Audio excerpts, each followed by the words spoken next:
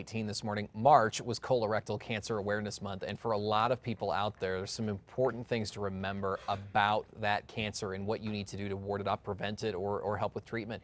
Here with more on exactly what it is and the implications of colorectal cancer is Dr. Eugene Smith. Good to have you. Thank you. The doctor's with Blue Cross Blue Shield of New Mexico. Can you explain, first of all, what colorectal cancer is? Colorectal cancer is a tumorous growth that arises in the large intestine, which is comprised of the colon and the rectum. Is this this sounds like a pretty, I mean, it's obviously very serious, cancer is in general, but is this one that is more common, that is happening more often these days? It's one of the top 4 cancers, and about every year 140,000 new cases are diagnosed in this country.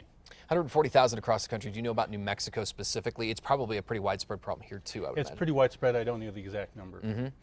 Who's most at risk? In general, people 50 years and older are at the highest risk.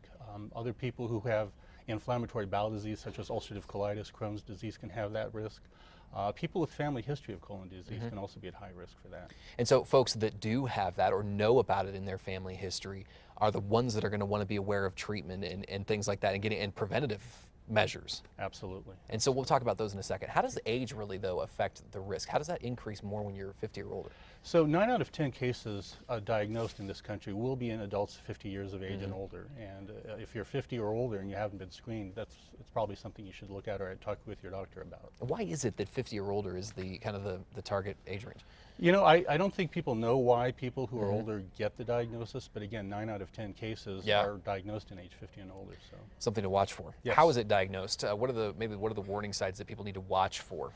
Some of the warning signs are unexplained changes in bowel habits, persistent diarrhea, persistent constipation that you can't explain.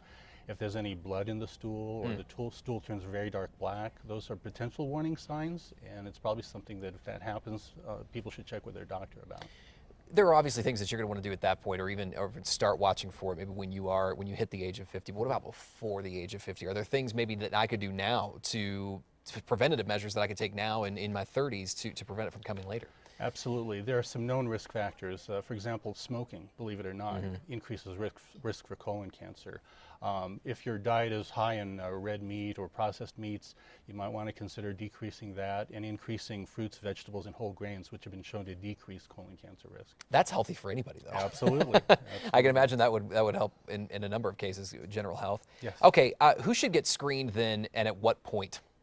Again, the guideline really is for people 50 years and older to get a screening test, and the screening test could be a full colonoscopy, it could be checking the stool for hidden traces of blood, it could be a sigmoidoscopy. If there is a family history or prior history of colon cancer, I would say check with your doctor because you might want to start getting screened earlier than age 50. Maybe there's somebody sitting at home thinking, this is something I really don't want to know about. It's obviously something you've got to be on top of, but what are the factors that would prevent somebody from going in to maybe sit down and say, hey, this might be a problem in my family history, and I'd like to find out if it's going to affect me? Well, sometimes people just get too busy. I think sometimes there's an element of denial, like I just don't want to deal with that right now, but putting it off does not help. Get in to see the doctor. It's an uncomfortable discussion at times, but do what's right for your health and, take care of your family. Are people going to be encouraged, if they do get on top of it, about the chance for survival in all of this? Absolutely. The statistics are very clear. If the disease is caught early, the survival rate is much higher than if it's caught late. Treatment's Probably not fun, I can imagine, but it's something that probably could be easier if you do get on top of it sooner. Yes, definitely. That makes sense. All right. What kind of efforts are being raised as far as statewide to gain more awareness about this, and are there campaigns underway? Absolutely. There's actually a national campaign. It's called 80 by 18. So currently in this country, only about 60% of adults who are recommended to have screening actually get the screening for colon cancer. And the American Cancer Society is pushing by 2018 80% of adults getting that screening. And in New Mexico right now, we're hovering right below 60%.